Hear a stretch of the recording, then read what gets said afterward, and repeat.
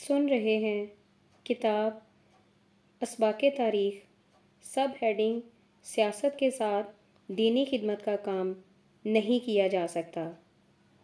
شمالی نائجیریا کی 65 ملین آبادی میں آدھے سے زیادہ مسلمان ہیں۔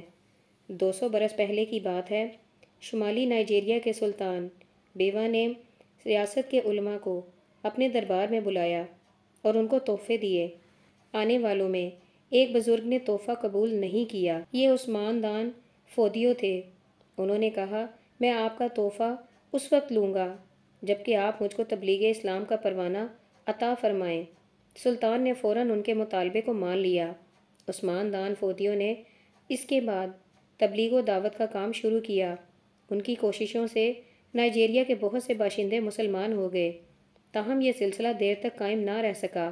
عثمان دان نے اس کے بعد سلطان کے سامنے سیاسی مطالبات رکھنے شروع کیے، تمام سیاسی قیدیوں کو رہا کرو، ٹیکس کی شرح گھٹاؤ وغیرہ۔ اس قسم کے مطالبات نے حکمرانوں کو خفا کر دیا۔ سلطان بیوا کسی طرح ان کو برداشت کرتا رہا۔ اس کے مرنے کے بعد اس کا لڑکا سلطان نفاتا تخت پر بیٹھا۔ اس نے نہ صرف عثمان دان کے سیاسی مطالبات کو رد کیا بلکہ ان کی تبلیغی سرگرمیوں پر بھی پابندی لگا دی۔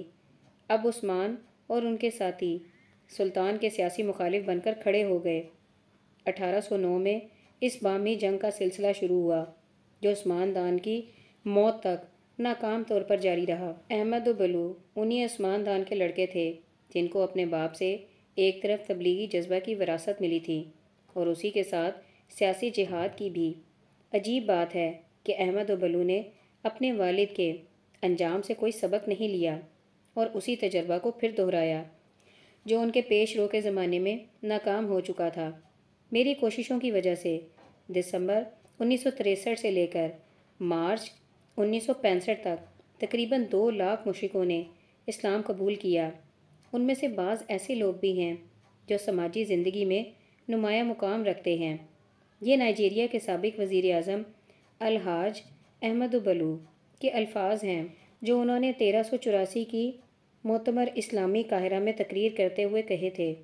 انہوں نے کہا کہ افریقہ کی لگ بھگ 22 کروڑ آبادی میں 10 کروڑ 80 لاکھ مسلمان ہیں۔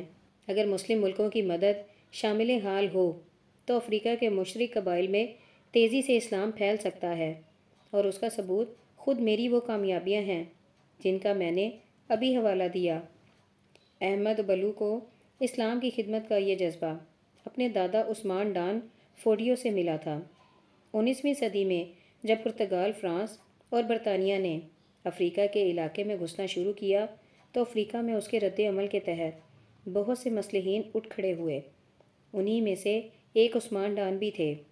انہوں نے گزشتہ صدی میں مسلمانوں کی اصلاح اور استعماری طاقتوں کے خلاف جہاد کی زبردست تحریک چلائی۔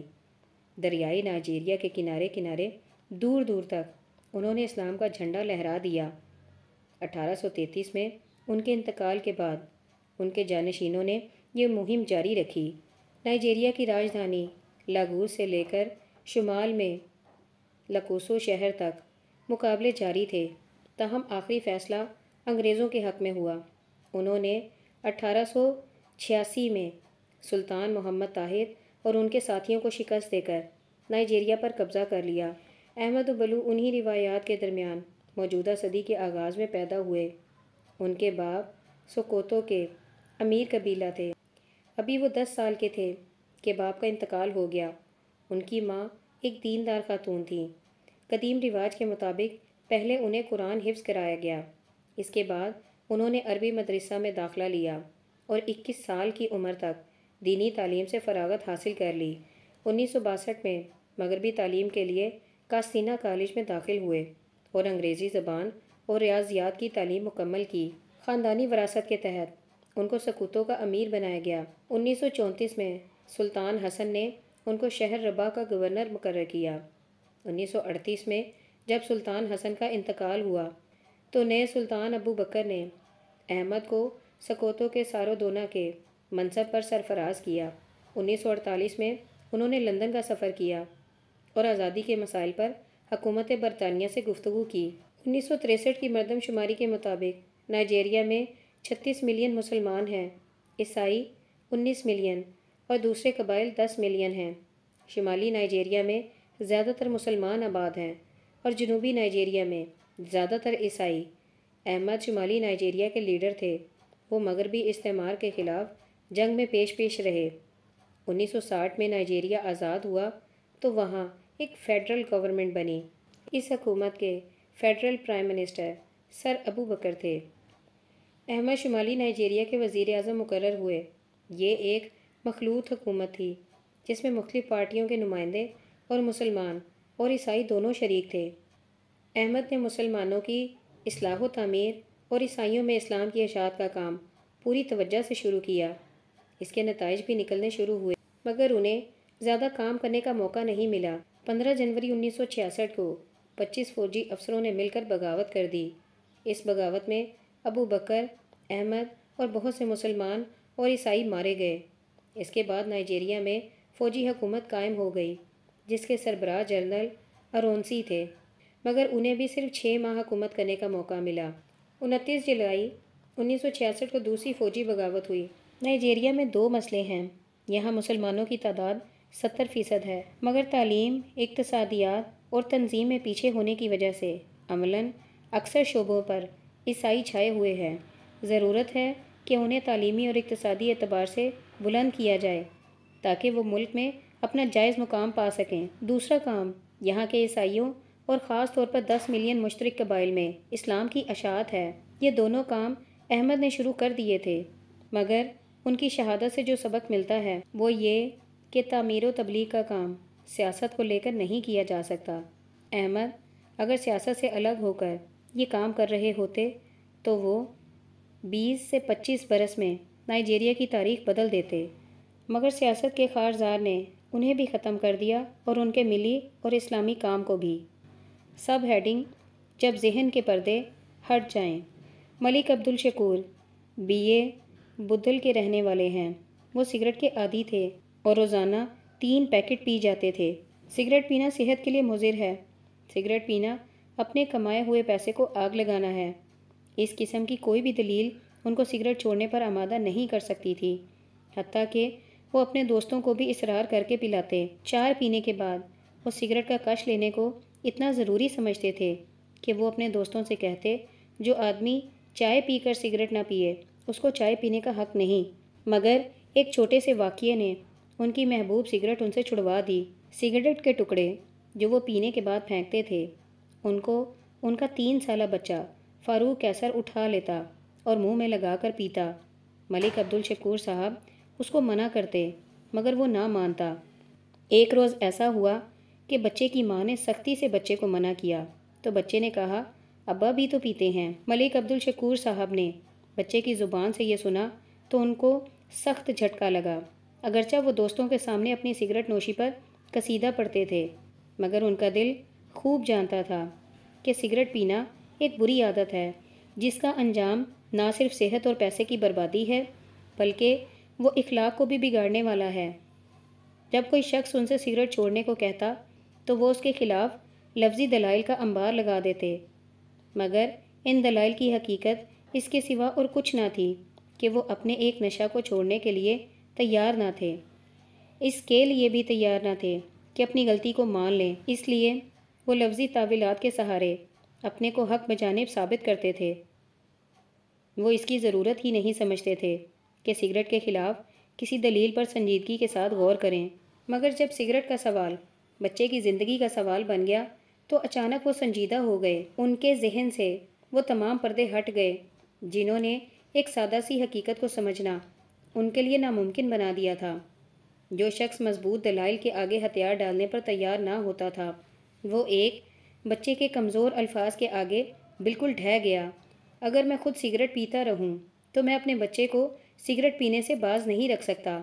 انہوں نے سوچا بچے کا یہ کہنا کہ ابا بھی تو پیتے ہیں ان کے لیے ایک ایسا ہتھوڑا بن گیا جس کی ضرب کو برداشت کرنے کی طاقت ان کے اندر نہ تھی۔ بچے کی زبان سے یہ الفاظ سن کر ان کو سخت جھٹکا لگا۔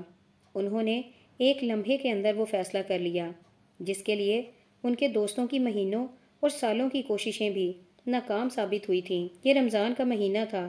انہوں نے طے کر لیا کہ وہ سگریٹ پینا بالکل چھوڑ دیں گے۔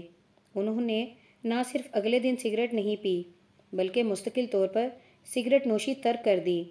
باپ کو سگریٹ سے محبت تھی مگر بیٹے سے اس سے بھی زیادہ محبت تھی۔ اس نے بیٹے کی خاطر سگریٹ کو چھوڑ دیا۔ اس طرح ہر آدمی کو اپنے مفادات اور مصالحے سے محبت ہوتی ہے۔ اسلام یہ ہے کہ خدا کی محبت اتنی بڑھ جائے کہ اس کی خاطر آدمی دنیا کے مفادات اور مصالحے کو قربان کر دے۔ سب ہیڈنگ، اسی سے تعمیر دنیا بھی۔ ایک مرتبہ مجھے مسلم نوجوانوں کے ایک اجتماع میں بلایا گیا۔ میں نے وہاں آخرت کے موضوع پر کچھ باتیں عرض کیں۔ میں نے کہا کہ آدمی کو چاہیے کہ وہ اللہ سے ڈرے اور آخرت کی فکر رکھتے ہوئے زندگی گزارے۔ میں اپنی بات پوری کر کے چپ ہوا تو ایک نوجوان نے کہا، یہ تو خیر ٹھیک ہے، اب اصل بات شروع کیجیے۔ ان کو کسی نے بتایا تھا کہ میں تعمیر ملت کے موضوع پر کچھ باتیں پیش کروں گا۔ آخرت کا واعظ سن کر انہیں محسوس ہوا کہ میں نے اصل بات نہیں کی۔ میں نے مسلمانوں کے دنیاوی مسائل کا کوئی حل پیش نہیں کیا۔ میں نے کہا کہ دنیا کی تعمیر آخرت کی تعمیر سے الگ نہیں۔ حقیقت یہ ہے کہ تعمیر آخرت ہی میں تعمیر دنیا کا راز بھی موجود ہے۔ پھر میں نے کہا کہ دنیا کی تعمیر کے لیے مسلمانوں کو 3 چیزوں کی ضرورت ہے۔ ایک یہ کہ وہ ایک باشعور قوم بنے، دوسرے یہ کہ انہیں اقتصادی خوشحالی حاصل ہو، تیسرے یہ کہ وہ ایک طاقتور قوم ہوں، اور تینوں چیزیں آخرت کے عقیدہ سے کمال درجہ میں حاصل ہوتی ہیں۔ نمبر 1، آخرت کا عقیدہ انسانی شعور کو بیدار کرنے کی سب سے زیادہ کامیاب تدبیر ہے۔ آخرت پسندی کا مطلب یہ ہے کہ آدمی غیبی حقیقتوں کے بارے میں حد درجہ حساس ہو جائے۔ جس آدمی کا شعور اتنا بیدار ہو کہ وہ نہ دکھائی دینے والی چیزوں کو بھی دیکھنے لگے، وہ دکھائی دینے والی چیزوں کو اور بھی زیادہ دیکھنے والا بن جائے گا۔ آخرت کوئی رسمی عقیدہ نہیں، وہ انسان کے شعور کو آخری حد تک جگا دینے والی سب سے بڑی انقلابی تدبیر ہے۔ آخرت کے عقیدہ سے سنجیدگی اور احتیاط پیدا ہوتی ہے۔ یہ عقیدہ آدمی کو سوچنے والا اور حقیقت پسند انسان بناتا ہے۔ ایسا آدمی ہر معاملے کو اس کے انجام کے اعتبار سے دیکھتا ہے۔ وہ چیزوں کو ان کی اصلیت اور واقعیت کے اعتبار سے جانچنے لگتا ہے، نہ کہ محض ان کی ظاہری صورت کے اعتبار سے۔ یہ باتیں جس کے اندر پیدا ہو جائیں وہ سب سے زیادہ باشعور انسان بن جاتا ہے۔ وہ دنیا سے لے کر آخرت تک تمام چیزوں کو خدائی نظر سے دیکھنے لگتا ہے۔ اس کی بہترین واقعاتی مثال صحابہ کرام کا گروہ ہے۔ انہوں نے مشکل ترین حالات میں دعوت اسلامی کے کام کو منظم کیا اور قدیم آباد دنیا کے بڑے حصے کو نہ صرف مسلمان بنایا بلکہ ان کی زبان اور تہذیب تک کو بدل ڈالا۔ یہ سب کام وہ کبھی نہیں کر سکتے تھے اگر وہ شعور کی اعلیٰ سطح پر نہ پہنچ گئے ہوتے۔ نمبر 2، اقتصادی ترقی ہمیشہ 2 چیزوں کا نتیجہ ہوتی ہے، محنت اور دیانتداری۔ اور آخرت کے عقیدے سے یہ دونوں چیزیں کمال درجہ میں پیدا ہوتی ہیں۔ آخرت کا عقیدہ آدمی کے دل میں یہ بات بٹھا دیتا ہے کہ عمل کیے بغیر کسی کو کوئی انعام نہیں مل سکتا۔ آخرت کا عقیدہ آدمی کو بتاتا ہے کہ خدا کے یہاں صرف سچائی اور اخلاص کی قیمت ہے، جھوٹ اور فریب کی اس کے یہاں کوئی قیمت نہیں۔ اس طرح جو شخص حقیقی معنوں میں آخرت پسند ہو جائے وہ اس کے لازمی نتیجہ کے طور پر محنتی اور دیانتدار بن جاتا ہے، اور جس شخص کے اندر یہ دونوں خصوصیات پیدا ہو جائیں وہ صفر سے آغاز کر کے بھی بڑی بڑی ترقیاں حاصل کر سکتا ہے۔ اقتصادیات کی دنیا میں کسی کے لیے سب سے بڑا سرمایہ محنت اور دیانتداری ہے، اور یہ دونوں چیزیں آخرت کے عقیدہ کا براہ راست نتیجہ ہے۔ جس شخص کے اندر آخرت کا احساس ہوگا اس کے اندر لازمی طور پر محنت بھی ہوگی اور دیانتداری بھی۔ اس کی ایک واضح مثال صحابہ و تابعین کا گروہ ہے۔ یہ لوگ اپنے وطن سے بے سر و سامانی کی حالت میں نکلے۔ مادی وسائل کے اعتبار سے کوئی چیز ان کے پاس نہ تھی، اس کے باوجود انہوں نے اپنے وقت کی تجارتوں پر قبضہ کر لیا۔ وہ ایشیا اور افریقہ سے لے کر یورپ تک کی منڈیوں پر چھا گئے۔ ان کی اس اقتصادی کامیابی کا راز یہی 2 چیزیں تھیں، محنت اور دیانتداری۔ نمبر 3، کسی قوم کی طاقت کا سب سے بڑا ذریعہ اتحاد ہے۔ حقیقت یہ ہے کہ اتحاد کا دوسرا نام طاقت ہے اور اختلاف کا دوسرا نام کمزوری۔ کسی گروہ کے افراد میں جب اتحاد ٹوٹتا ہے تو اس کی وجہ کیا ہوتی ہے؟ اس کی وجہ صرف ایک ہوتی ہے اور وہ افراد کی انانیت ہے۔ اگر ہر فرد میں تواضع آ جائے، ہر آدمی اپنی انا کو ختم کر چکا ہو، تو وہاں اختلاف کا سرے سے خاتمہ ہو جائے گا۔ اور آخرت کا عقیدہ سب سے زیادہ یہی چیز پیدا کرتا ہے۔ جس شخص کے دل میں خدا کی ہیبت اور آخرت کا فکر بیٹھ جائے، اس کے اندر سے گھمنڈ اور بڑائی کے تمام احساسات نکل جاتے ہیں۔ خدا کی پکڑ کا اندیشہ اس کو ایک بے میں والا انسان بنا دیتا ہے۔ یہی کیفیت اتحاد کی سب سے بڑی بنیاد ہے۔ جس قوم کے افراد سے گھمنڈ اور انانیت نکل جائے، ان کے اندر سے گویا اختلاف کی جڑ ختم ہو گئی۔ ایسے لوگ سب سے زیادہ متحد قوم بن جاتے ہیں، اور یہ ایک حقیقت ہے کہ اس دنیا میں اتحاد سے بڑی کوئی دوسری طاقت نہیں۔ اس کی واقعاتی مثال اسلام کی تاریخ میں دیکھی جا سکتی ہے۔ اسلام کے ابتدائی زمانے میں جو لوگ تیار ہوئے وہ بہت زیادہ اللہ سے ڈرنے والے اور آخرت کی فکر کرنے والے تھے۔ چنانچہ ان ابتدائی مسلمانوں میں بے پناہ اتحاد پایا جاتا تھا۔ اسی اتحاد کی طاقت سے انہوں نے اپنے سے زیادہ طاقتور اور اپنے سے زیادہ سامان والے دشمنوں کو مغلوب کر لیا۔ مگر بعد کے دور میں جو لوگ اسلام کی صفوں میں شامل ہوئے، ان میں آخرت کا عقیدہ اتنا گہرا اور اتنا زندہ نہ تھا۔ چنانچہ ہر ایک یہ چاہنے لگا کہ اس کی بات مانی جائے، اس کی بڑائی تسلیم کی جائے۔ اس کے نتیجے میں ایسا اختلاف پیدا ہوا کہ مسلمانوں کی طاقت ٹکڑے ٹکڑے ہو گئی۔ وہ لوگ جو اب تک کفر و شرک کا زور توڑنے میں لگے ہوئے تھے، وہ خود آپس میں ایک دوسرے کو برباد کرنے میں لگ گئے۔ موت کے عقیدے نے زندگی دے دی۔ ایک نوجوان نے عربی مدرسہ سے فراغت حاصل کی۔ اس کے بعد ان کا ارادہ مزید تعلیم حاصل کرنے کا تھا۔ اسی دوران گھر سے ایک خبر آئی جس نے ان کے حوصلے ختم کر دیے۔ خبر یہ تھی کہ ان کے والد کا انتقال ہو گیا۔ ان کے گھر پر معمولی کھیتی باڑی تھی۔ اسی میں محنت کر کے ان کے والد صاحب گھر کا کام چلاتے تھے۔ ان کے انتقال کے بعد گھر پر صرف ان کی بیوی تھی اور چند چھوٹے بچے۔ اب مذکورہ نوجوان ہی گھر کے بڑے کی حیثیت رکھتے تھے۔ ان کو اپنی ذمہ داری کا شدید احساس ہوا۔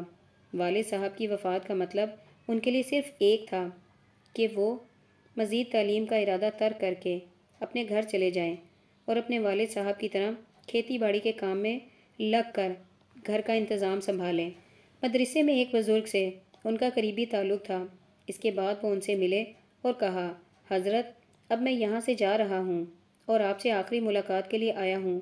بزرگ نے کہا، آخر کیا بات ہے، کہاں جا رہے ہو؟ انہوں نے بتایا کہ والد صاحب کا انتقال ہو گیا ہے اور میں ہی اپنے گھر میں سب سے بڑا ہوں، اس لیے اب مجھ ہی کو گھر کا انتظام سنبھالنا ہے۔ شاید قدرت کو یہی منظور ہے کہ میرے ہاتھوں میں قلم کے بجائے حل ہو۔ بظاہر اب میرے لیے مزید تعلیم کا کوئی سوال نہیں۔ بزرگ یہ سن کر خاموش ہو گئے اور پھر تھوڑی دیر کے بعد بولے، کیا موت آپ کے لیے نہیں ہے؟ کیا آپ کو یقین ہے کہ گھر پہنچ کر آپ کا انتقال نہیں ہو جائے گا؟ پھر اگر آپ کا بھی انتقال ہو گیا تو اس کے بعد بزرگ نے کہا کہ کسی گھر کا سنبھالنے والا کوئی بڑا نہیں ہوتا۔ ہر گھر کا سرپرست اور کفیل اللہ تعالیٰ ہے۔ کسی کے جینے مرنے سے اس میں کوئی فرق نہیں پڑتا۔ آپ اپنے تعلیمی منصوبے کو جاری رکھیے اور گھر کا معاملہ اللہ پر چھوڑ دیجیے۔ آپ تھوڑی دیر کے لیے سمجھ لیجیے کہ میرا بھی انتقال ہو گیا۔ یہ بات نوجوان کے دل کو لگ گئی۔ انہوں نے گھر کا خیال چھوڑ دیا۔ یہ بات نوجوان کے دل کو لگ گئی۔ انہوں نے گھر کا خیال چھوڑ دیا اور اس کے معاملے کو اللہ کے حوالے کر کے اپنی تعلیمی جدوجہد شروع کر دی۔ انہوں نے مدینے کے جامعہ اسلامیہ میں درخواست بھیجی اور اس کے لیے ضروری کوششیں کرنے لگے۔ کوشش کامیاب رہی اور ان کا داخلہ جامعہ اسلامیہ میں ہو گیا۔ انہوں نے مدینہ کا سفر کر کے جامعہ اسلامیہ میں اپنی تعلیم مکمل کی۔ وہاں سے فراغت کے بعد وہ سعودی عرب کے دارالافتاء کے تحت افریقہ کے ایک ملک میں مبلغ اور استاد کی حیثیت سے بھیج دیے گئے۔ 11 اپریل 1980 کو ایک ملاقات میں انہوں نے راقم الحروف کو بتایا کہ افریقہ میں رہتے ہوئے ان کو 10 سال ہو چکے ہیں اور ان کی موجودہ زندگی سے وہ اور ان کے گھر والے دونوں مطمئن ہیں۔ وہ اپنے آپ کو ایک کامیاب انسان سمجھتے ہیں اور یہ کامیابی ان کو اس مختصر جملے سے ہوئی ہے کہ سمجھ لیجئے کہ آپ کا بھی انتقال ہو گیا۔ موت کا عقیدہ بظاہر منفی عقیدہ ہے، مگر وہ اپنے اندر زبردست مثبت اثرات رکھتا ہے۔ جس کو موت کا یقین ہو زندگی کے بارے میں، اس کا یقین اور بڑھ جاتا ہے۔ جو اپنے کو مرتا ہوا دیکھ لے وہ اپنی زندگی میں زیادہ باعمل ہو جاتا ہے۔